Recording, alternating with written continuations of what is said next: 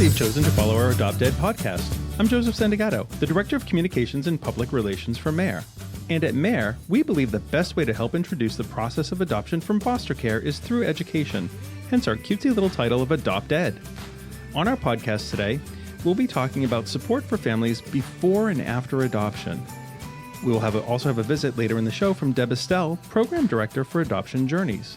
She's going to speak with us about adoption journeys and the support they offer to adopted families.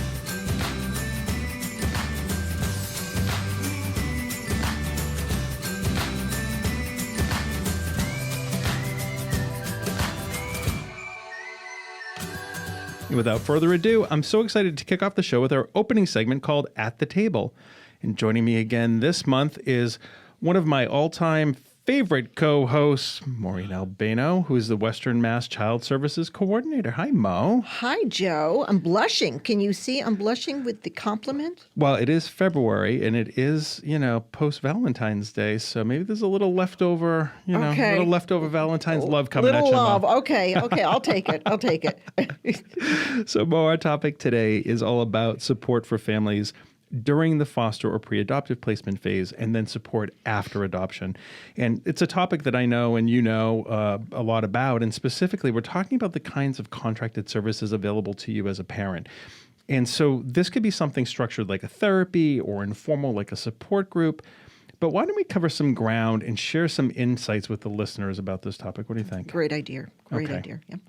So, Mo, I've often talked about our shared journeys of adoption, and admittedly, they are very different, yes. Right? Yeah. Mostly because of the different time in which we adopted more than anything. But thinking back about your adoptions, what kind of supports were offered to you during the adoptions? What did you have available back then? Wow. Well, I had my social worker. Right. That was probably my first source of support. I did have other families that I had met and got fairly close to in my MAP class. Yeah, so kind of that group dynamic. Yeah, it's kind of an informal support group. And of course I had my, biological family that was very supportive on my husband and my side. Not a lot of agencies back then? No, I don't remember there being any agencies that were given to us for support. And let's remind the listeners, we're talking about what time frame here? What was your first this was the adoption? 80s, early 80s? 80s, early 80s. Yeah, it was a bit of a different time for sure. Oh, definitely. And so I can tell you with my experience ranging from the late 90s and well into the 2010s that a lot has changed. And of course you know that because you've been working in the field, right? And you work with families all the time, so you know how it's changed. But let's talk a little bit about the current state of support. And let's start with foster care and pre-adoption. And pre-adoption really is foster care. Yes, it is. We say pre-adoption, but it is foster care. You're doing foster care. Yeah. It's just a different facet, and the child's on a definite trajectory toward adoption, right? So, so among the resources available to you when you're in this stage, I personally think that your social worker is among the most important resources. And you talked about your social worker. I'm sure that you, even going back at a different time, you use them as a resource, right? Yeah. They're your first line of contact. First line of defense seems like the wrong word to use here, but your first point of information. How about that? Does that sound fair? Yeah, it is. So they know your case, they know your family, and more importantly, they know the child. Yeah. Right. Yep. And they know the area that you live in. They know the resources that are out there, but you may have a number of workers also that come into play in your area. There's your ADLU worker, which is the worker from the adoption licensing and unit at DCF, the child's adoption worker. Right. And maybe there's a supervisor that supervises over both of those parties that you may become familiar with. Well, that happens, right? Because people are out on the road, and I know that I get to know a lot of those soups over the years. And those people are, by natural extension, can be there for you. And I know that many of them that I've met over the years, I'm sure in your office it's no different. I think of Dawn, right? Yes. If her workers were out, I'm sure she'd field a call without even thinking twice. Tons of years Valerie of experience. out of Central Mass.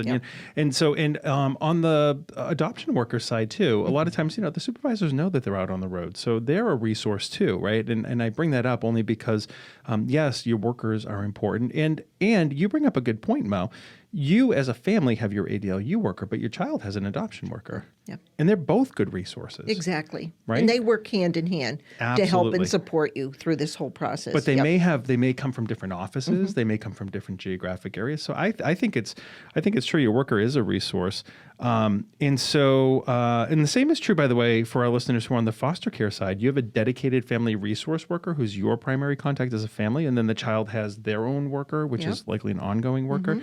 But you can reach out to other members of the team and supervisors. They can always help you to get answers. Right. So important. Yeah, and I've seen this at work firsthand because I work in a DCF office, and there are so many DCF staff members involved who are willing to help. And if you can't find your immediate contact, there's so many people that you can ask for. Step in. Yeah, and I think overcoming this is totally not related to this, but tangentially, it makes a lot of sense to talk about this now. I, in an earlier episode, talked about, and I think some of our guests actually have talked about this idea of suffering in silence. You're afraid to ask a question because you think that they're going to think less of you, and that they're going to view you as someone who can't handle something. And I've been through that personally, and I will tell you, nothing could be further from the truth. Yeah. And we used to say it during MAP class all the time as I got more enculturated into this process and doing more of this. We'd say, ask questions. Nobody's going to think less of you for asking a question. And believe me, these questions have been asked before. You're not unique in what you're experiencing. It's not weakness. It's not weakness of anything. It's strength, right?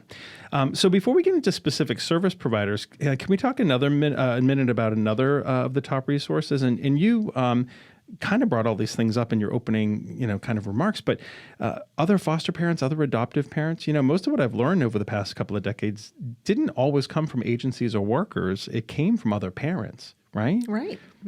We had a support group that we, myself and another woman, started that involved the people who were all in our same MAP class. Right. After we had all of our placements, we had a support group. We met monthly.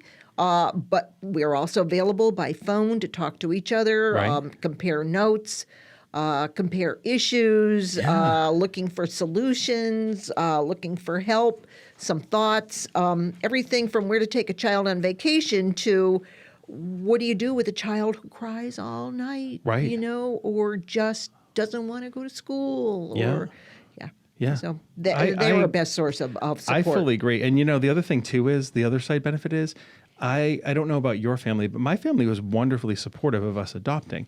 However, their experiential engagement was very different than mine. What they understood from their parenting journey of me. Yep.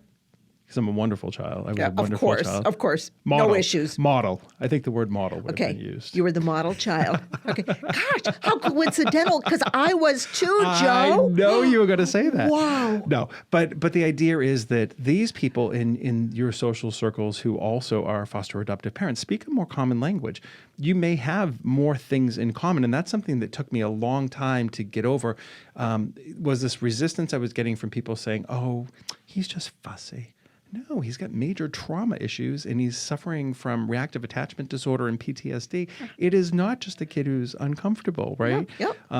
Or the autism or so people who spoke a common language allowed freedom to talk about the real issues. Yep. And I don't think until you have that freedom, sometimes you can actually get to the place you need to get, right? Because it's hard to communicate. So I bring that up because I think if you haven't experienced that, look for other people. And so as we talk about this, I'm often asked how you meet other parents. And I have a few ways that I think work every single time.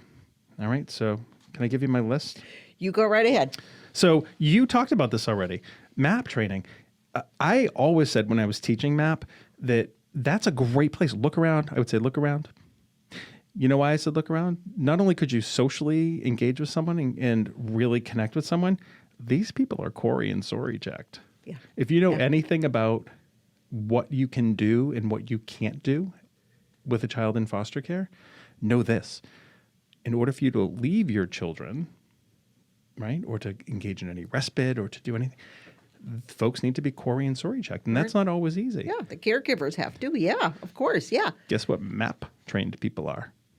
They're Corey'd and Sorry'd. Yeah. Checked. Yes. And so a lot of you who have been with us from the beginning know that I think one of our first interviews was with Allie Weissman from MSPCC. I remember KidsNet. that. Yeah. And we learned all about the respite that's available to foster and pre-adoptive families. And so these folks, these could be your paid respite providers.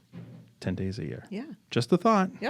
Okay. Just sharing. Good note to share. Yep. With the advent of social media, there's a number of groups for gathering online and meeting other parents. So from Facebook to Twitter to blogs, you're going to find all kinds of ways to engage.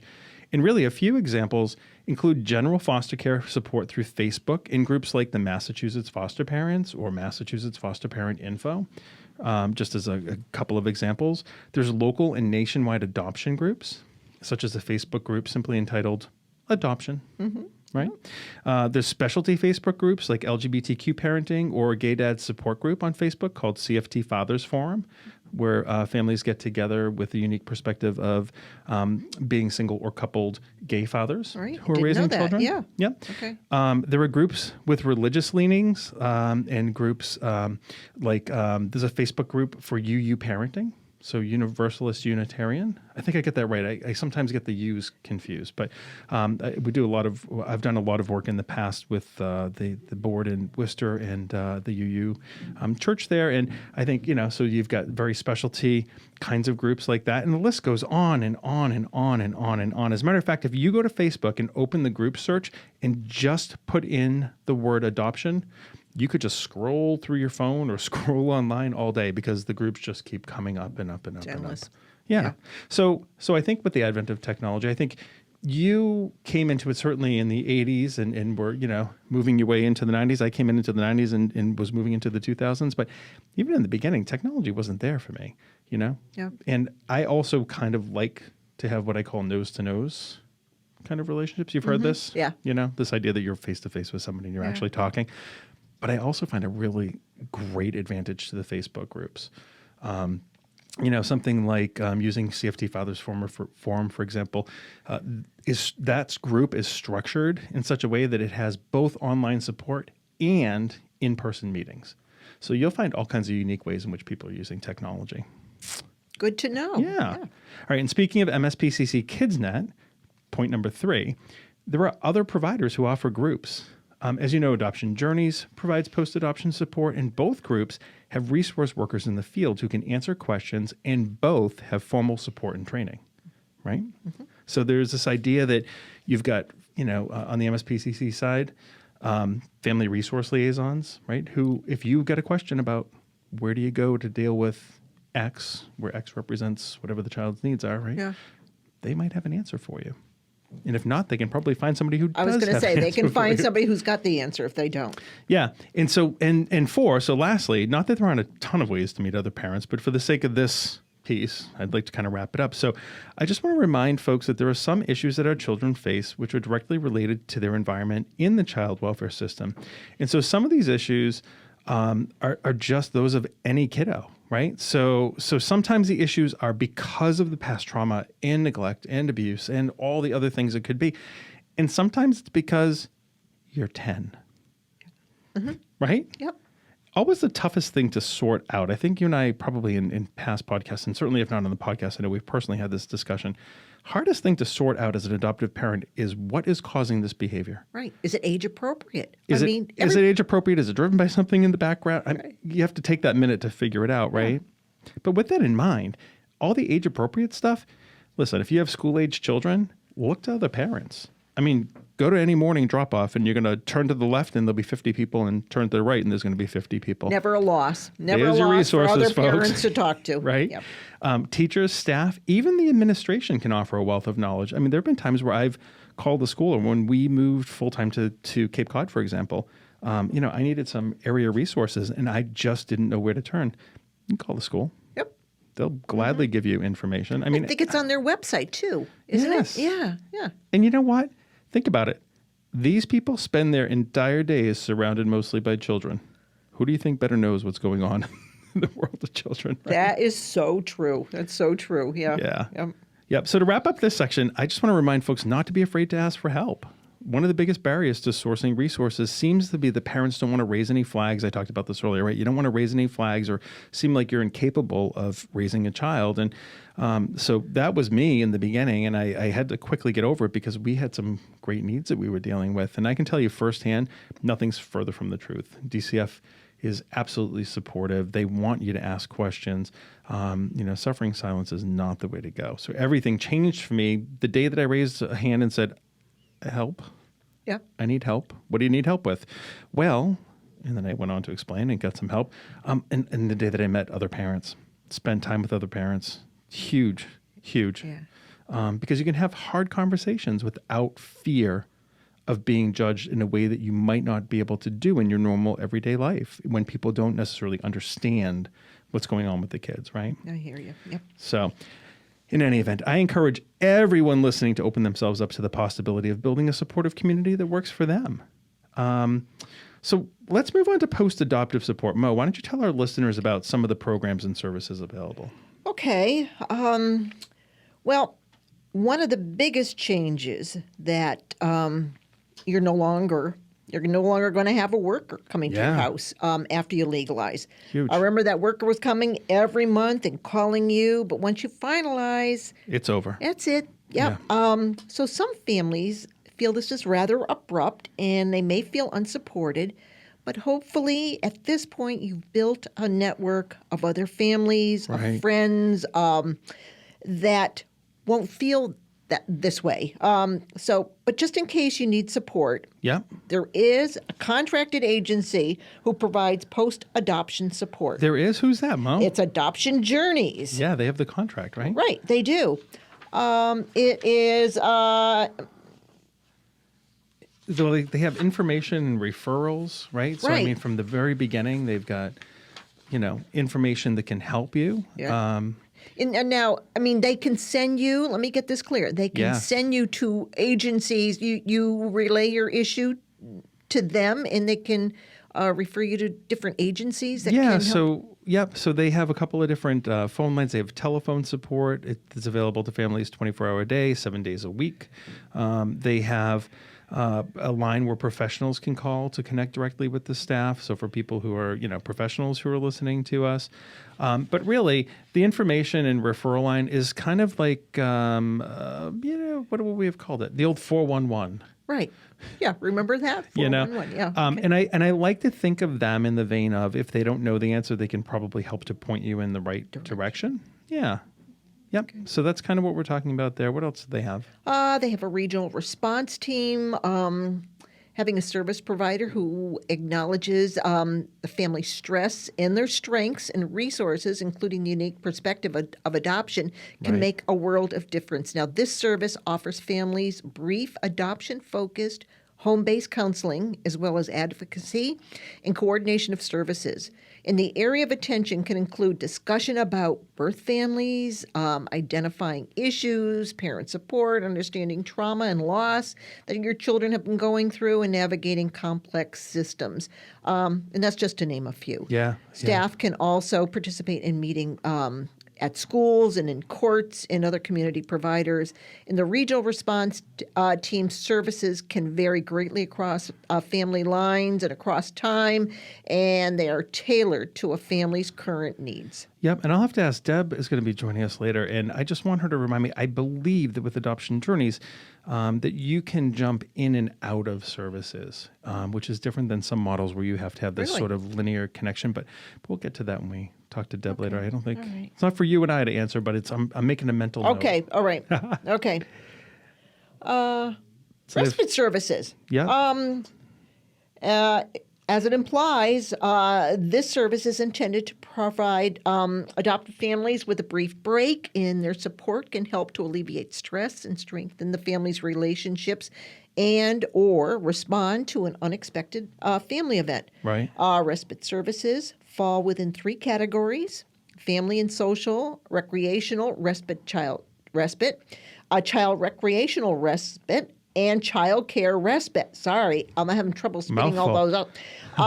Regularly scheduled social activities offer opportunities for parents and children to spend time together and connect with other families, and respite activities allow for time apart. Yeah. And believe me, we all need that. So in their model, it's a little bit different than what people may be used to pre-adoption. It's you're going to go into a group and there'll be some level of care provided for children while adults meet. Yeah. Is a good example. Right.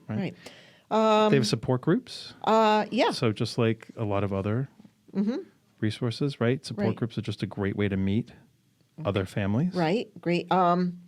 So the Adoption Journeys respite services are not intended as a response to or intervention for mental health crisis. Anyway, family liaisons. Yeah. Sometimes there's nothing like hearing, I've been there, it's happened to me, from someone who actually has lived through this. So Adoption Journeys staff can facilitate direct parent-to-parent or family-to-family connections. Liaisons offer family members a meaningful experience of support. Liaisons are matched as closely as possible to the needs and the expectations and the culture of a family's unique circumstances. Yeah. And you know what else they do? Have you heard of TAC? Of course, you've heard of TAC. You've been around for 20 years. The Training for Adoption and Competency. We partner with them. So Massachusetts Adoption Resource Exchange partners with them to, in a recognized program by the Center for Adoption Support and Education, to put that together. So Child and Family Services, Adoption Journeys, and Walker all put together that program. And that's another thing that they offer. What's Walker? Walker, do you know of the facility? Walker School? Walker, where the facility where the children are connected. Residential program. Yes, right. yes. Okay, got it. Yep. So the goal of offering this is to support capacity. It's a 12-session, 72-hour competency-based training program that is followed by a 6-month clinical case consultation program for licensed or license-eligible mental health clinicians who provide pre- and post-adoption services to prospective parents, birth parents, adopted persons, and adoptive and kinship families.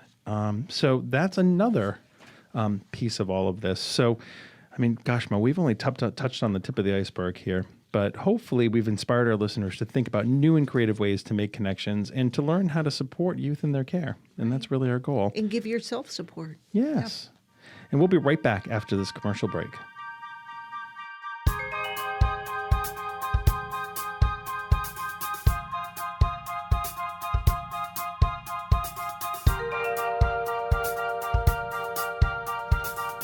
So I'm in the studio with Bridget Cheratini. Hi, Bridget. Good morning. So we have an event coming up pretty soon. Want to tell folks about it? Yes, our next event is our Beanstalk Adoption Meet and Greet, which is hosted at Jordan's Furniture's Reading location. Such a fun site. It is such a fun site, and we call it Beanstalk because... it is right near the big jelly bean counter, right? So the big jelly bean booth. What do we call that? Sweet Shack. Sweet Shack. Okay, perfect. It's columns of jelly. You can't miss it when you walk in. It's columns of jelly beans. Yep. And they open up their ropes courses for our youth, so kids have a great time getting up there and taking some adventures. Oh my God, they have so much fun. Yeah, playing over there. Great morning. So great opportunity for families who are already involved in the adoption process to come get to know some of our amazing, wonderful waiting children. Also a chance for families to speak with experienced adoptive families who have already been through this process and to chat with social workers who are there with their undivided attention to meet with families. Fantastic. And it's a great fun space on top of it. So join us on Sunday, March 15th, and it's from 8:30 to 11 a.m. Exactly. And more information and registration is on our website.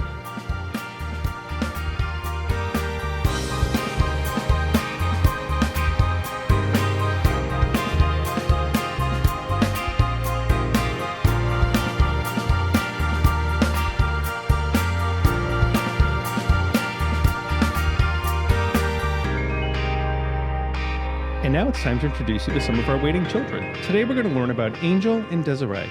This is probably a good time to remind our listeners that they can find information about either of the children at our website, mareinc.org, by clicking on the Meet the Children tab and entering their ID numbers.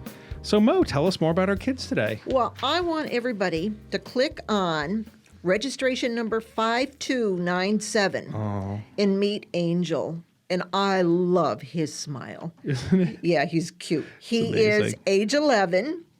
He is of Hispanic descent. And I knew it. He's got a contagious smile. Look at that. He's a typical 10-year-old. He's inquisitive. He loves to laugh. Yes. His favorite activities are reading. When did you ever meet an 11-year-old who really loves to read? But Angel loves to read. He likes to play video games, loves to play outside on his scooter, and likes going to the playground. He also loves Disney and Pixar movies. Me too. Oh, it's all about me. I got to get over that, especially the car movies. And Angel is very bright, and he has an excellent memory. That's awesome. I loved reading at 11, by the way. Oh, I picked up reading at about 9 or 10. I started reading novels at 11 because I just loved it. Okay. You are an exceptional model child. I feel offended by your... Okay. I was thinking of my own kids, okay? Yeah, no, but to have a love of reading is great. The video games is pretty much what we would expect. Yeah. But playing outside too. So, Angel is a pretty diverse young person for sure. He is. He does attend a specialized classroom for children with autism. The school has a focus on language and literacy development. And Angel is also able to receive applied behavior analysis during school time. Tell me what that is. Applied behavior analysis during school time. So applied behavior, there is, let's just say this, a more intense focus on the behavioral components and redirection. Okay. How about that? All right, sounds good. That's easy to absorb. According to his foster mom, Angel loves to learn and does so well in class. Both his teachers and his foster mother have noted that Angel responds well to structure and that he can be very active. Yep. He is freed for adoption and will do well in a family that's nurturing and patient. Angel has a lot of energy, and an active family would be ideal for him. His social worker prefers Angel to be in a placement of a 2-parent home with no other children in the home or children who are somewhat older than he is. All right, so younger kiddos, family that's got some patience. Right, 2-parent family, maybe to share the wealth with his activity. Well, it sounds like he's got a lot of energy. Sometimes tag teaming can help, right? Okay. And who else do we have today? We have Desiree, and Desiree is from Western Mass. Desiree's smiling with her eyes. Oh, she is. She is a cutie. And look her up, please. Her number is 6030, and she's age 8. And I've met her. She's been in my car. Yeah. And it is true. She loves to play outside, and she loves to sing in the car. Okay. And does she sing? She can belt out a tune. That's great. Yeah. She is of Caucasian and Hispanic descent. She's very energetic and full of life. She loves playing with her dolls. She loves singing and dancing with others, and she can pull off singing and dancing together. She's able to be redirected and follows direction with assistance. She can have a difficult time with the word no, but with support, she's able to process and move forward. Well, yeah, but she's 8. I know. No is a difficult word for everybody. Yeah. We learn. Yeah. She's made great progress over the previous school year. She is friendly and gets along so well with others, and I can attest to that too. She is a sweetie. She also is freed for adoption, and she would do well in any family constellation without children or older children in the home. She would benefit from a family who's nurturing but able to set limits. She loves to be on the go and explore new things. Again, I can attest to that. Yes, she's a mover. Had her in the car. Yep. She would be an amazing big sister, and she is. She has a younger brother. Okay. And it's very important that a family help her maintain this sibling connection. She cannot move out of state because she will lose her medical insurance. Gotcha. Okay. But we did say, I always like to summarize these. Family of any constellation means it doesn't matter if you're mom, dad, mom, one dad, whatever your gender identity is, it doesn't matter. No. Any family constellation, but no younger. Right? Or it can be no kids in the home at all. Right. Yeah. But if there are kids, they've got to be older. Okay. So look her up, 6030. 6030. And for anyone interested in learning more about these kiddos, Mo, let's remind them what the process is like. Okay, so first go on to mayorInc.org. You can learn a lot just by going on that. Spent a lot of time updating that. Right, you did. Or you can call 617-964-6273 and just tell somebody you're interested in starting the process or learning more, and they can lead you in the right direction. If you go on Mayor's website, you can find out about any matching event around the state that you're able to attend. Or you can stop by a community event. And there's several all over. And again, you can find that on the website. Just look under events and then partner hosted events for all of these activities and for more information. Wonderful. Well, thanks for joining me, Mo. Of course, it's always educational and it's always fun to work with you. And I look forward to co-hosting with you again soon. Thank you. We're going to take a little break and then we'll be back with our special guest, Deb Estelle from Adoption Journeys. We'll be right back.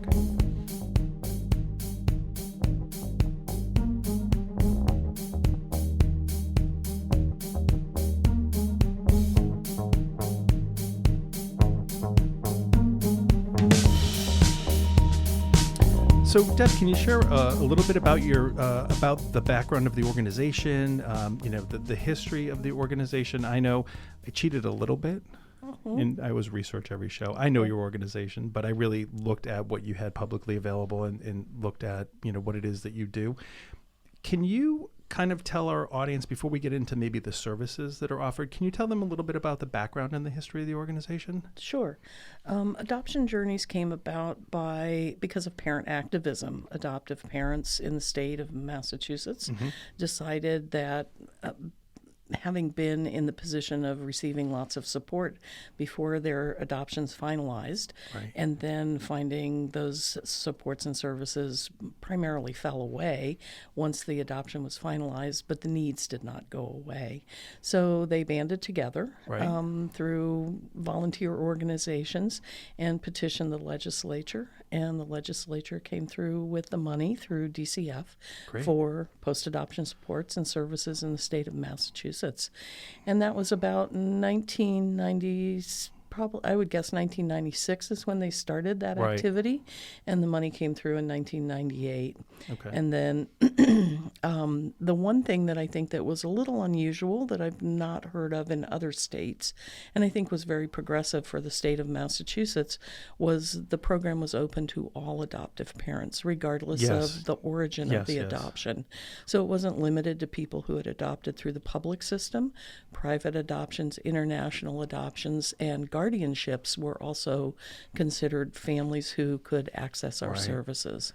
And of course, bringing those populations together, we'll get into your service offerings, but bringing those populations together only serves to strengthen the knowledge base and the supports that people have, right? So, and it builds community and natural supports because our program really isn't large enough to serve every adoptive family in the state of Massachusetts, and so it's really important that we build natural supports among the community, so when our program it can't be there, that there are other people available. I 100% say that, and if you go back through the podcast, we probably almost say it every podcast, the idea that it's great to have services and it's great to have systems, but at the end of the day, when it's 2 a.m. or it's Saturday at 5 p.m., right? Sometimes the things that help you get through whatever it is you're going through is your community. Are the people around you. And the other thing too, most of what I have learned over the years has been through my community. Now, that community does include Adoption Journeys and MSPCC KidsNet and DCF and MARE and all of the other agencies, but it also includes a lot of people. And isn't that how we get through everything in life? I think so. And I think adoptive parents are the experts on what it's like to be an adoptive parent and what issues and concerns might come up and what the joys are. And sometimes families who are not formed through adoption just don't understand those things. I agree. And we speak a common language. We have a common parlance. And I know that the one thing that was, if I think back across my own adoption journey, no pun intended, but I suppose it's there, the point where I had the biggest aha moment, took the deepest breath and felt my shoulders drop was when I talked to another parent about something really difficult using language that other people in my life would not have understood. Right. huge difference. And I think adoptive families, sometimes their children display behaviors that are not sort of acceptable within their extended family. And, other adoptive families, when you get together, that range of behaviors is okay. Well, we're talking about a lot of the trauma-driven response sometimes that people don't generally have exposure to or knowledge of. So I think that is important. But I guess I'm getting a little ahead of myself. Why don't I, so I'll remind you that our listeners range from like prospective and seasoned adoptive parents to social workers to community members. So we've got a pretty wide audience. What's important for them to know about adoption journeys? What would you tell, maybe not your elevator pitch, maybe a little more than your elevator pitch, but what's important for people to know about what you offer and what you do? Well, I think the first thing to know is that we're here. I agree. And, we would really like more people to know about us and know how to reach us. And then the other thing that I think is very special about adoption journeys is that our services are family focused, right, not individually focused. So we consider the family our client. So when we're talking about developing plans and working with families to develop plans, we're talking about the whole family, not just identifying somebody within the family as the problem or as the one that if you fix them, everything else is going to be okay. And that may be different than what people experience, especially if they're coming from the structure of foster pre-adoptive care, where sometimes services might be individualized for the child, right? So that's a shift in the model for sure. Right. Tell me, give me the high-level punch list of services, even though we will have reviewed your program earlier in this podcast. Let's do the, sort of the things that if you need help in these areas, we can help. Right. List. Well, the most basic one, I think, is to provide information and resources. And so, or information about resources. We have a toll-free number, and people can reach us and just even on the weekends or in the evenings and ask questions. Great. We maintain lists throughout the state because we have 5 programs or 5 offices around the state. So our resource list is really current, and it's based on the region that the family's actually calling from. And that's so important. It is. Finding resources is easier. If I think back to the late 90s when computers and the internet were in their infancy, right? It wasn't what it is today. But even with all that at your disposal, it's still hard sometimes to find providers, to find resources. So that resource list is super important. And a lot of our resource list is compiled from working with adoptive families and resources that they've found that are particularly helpful and responsive to them. Great. And then I know about you that you have support groups, and you talked earlier about building networks within your communities, right? That's important. Most of our offices offer at least one parent support group that operates once or twice a month. That's great. Some of the offices offer specialized support groups for kids or adolescents. We also offer parental training, just get together with other families and learn about parenting models that might be more appropriate for your situation, that are a little bit different than what you grew up with or how you learned to parent the first time out of the gate. And we also have lending library in most of our locations with books that are specifically geared to adoption and adoption-related issues. And then we also have social workers on staff who do in-home clinical supports for the family if that's warranted. That's fantastic. Yep. Is there a limit on the amount of time a family can work with you post-adoption? No. Our services are open, and there are no barriers to service other than having a completed adoption, a finalized adoption, or a guardianship.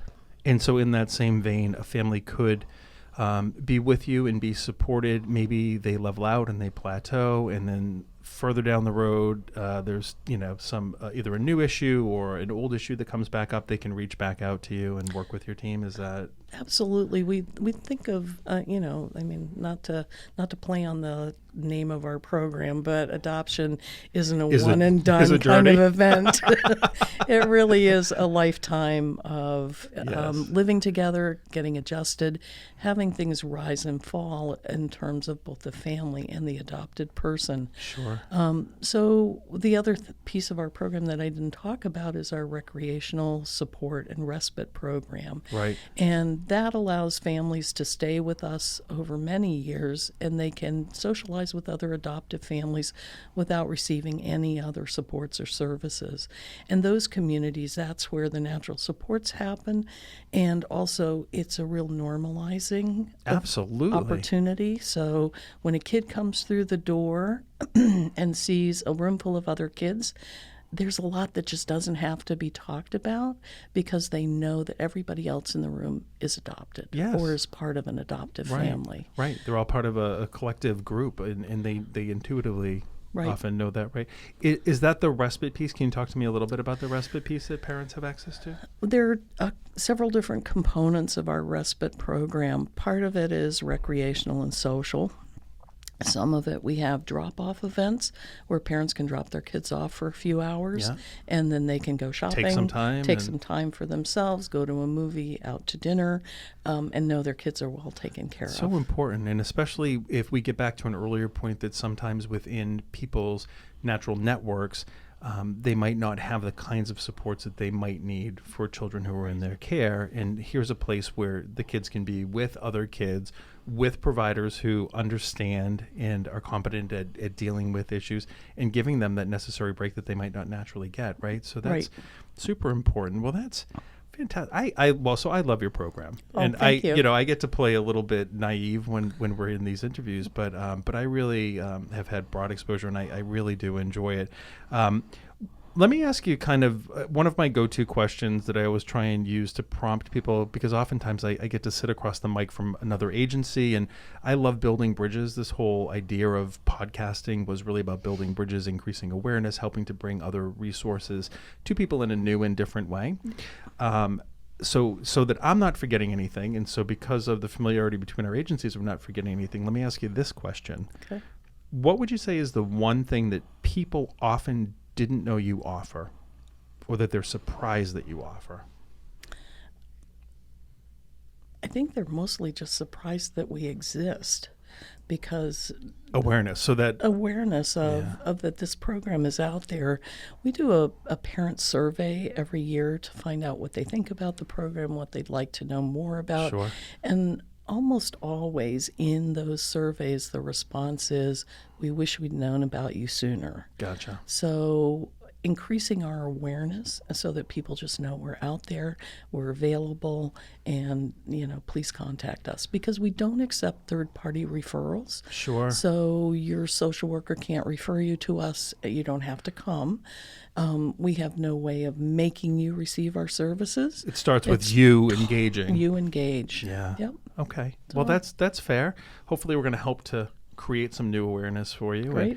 And we often share that. Well, we've covered a lot of ground today. What might I have missed, Deb? Is there anything that you'd like to share? Any questions I didn't ask, or any way that I didn't? I think mostly I'd go back to this. What I'd like families to know is that our program is available. It's very, very flexible, and people can stay with the program over a long period of time or a short period of time. They can come and go, and there's no, obligation beyond, are you getting benefit from the service? I would encourage people to call Adoption Journeys and certainly to learn more about what's available. How about locations? There are five different locations. One's in Fall River. One is in Waltham. We just moved, so that's why I hesitated. One's in Lawrence, one's in Worcester, and one's out in Florence. So we cover the whole state. Absolutely, and you have resources available throughout the state in terms of your resource list, and you can help people no matter where they are in the state. You can help them connect. Well, why don't we share information? So your website is, it's under the childfamilyservices.org /adoption journeys program components. It's got a couple of dashes in there. But if you just search Adoption Journeys Massachusetts in Google, you're going to get the connect. If folks want to talk to you, may I share your email? Is that? Yes. Yeah. So it's our email address is, mine is Deb Estelle at cfservices with an S on the end .org. Okay. And anything else that you want to share as we're wrapping up? I can't think of anything else. I think you got it all. We got it all. Thank you. Well, Deb, it's hard to believe it's coming to an end, but I enjoyed our time together. I appreciate you and all of the folks over at Adoption Journeys and everything you're doing to support youth and families in the community. So thank you again for being here today. Thank you very much. For more information about MARE, our waiting children, or simply to get more information about how you can get involved to support waiting children, please visit us at mareinc.org or call us at 617-964-6273. This is Joe Sandagato for MARE, wishing you a wonderful day, and thanks for listening. Until next time.